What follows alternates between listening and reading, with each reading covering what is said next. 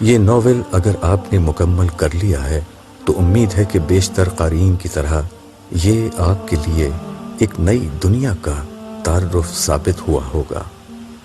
آپ کی دلچسپی شاید اب ناول کے اگلے حصے میں ہو، لیکن میری دلچسپی اس بات میں ہے کہ یہ ناول آپ کے لیے پروردگار عالم کی آخری کتاب کا ایک نیا تعارف بن جائے۔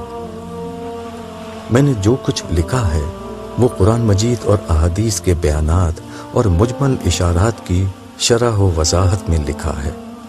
اللہ بدلے کے دن کا مالک ہے، جنت اصل کامیابی ہے، جہنم کا خسارہ حقیقی ناکامی ہے، دنیا کی زندگی دھوکہ اور متاع قلیل ہے، انسان کی ابدی کامیابی صرف اور صرف ایمان اور عمل صالح کی قرآنی دعوت کی پیروی میں ہے۔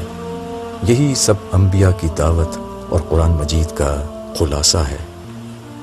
مجھے یقین ہے کہ اس ناول کو پڑھنے کے بعد جب آپ قرآن مجید کو سمجھ کر ترجمے کے ساتھ پڑھیں گے تو آپ پر قرآن مجید کے بیانات کی معنویت بڑی حد تک واضح ہونے لگے گی۔ قرآن آپ کے لیے ایک اندیکھی دنیا کا نہیں بلکہ ایک مانوس دنیا کا تعارف بن جائے گا۔ اگر آپ نے قرآن مجید کو اس طرح پا لیا تو یہ میری سب سے بڑی کامیابی ہوگی۔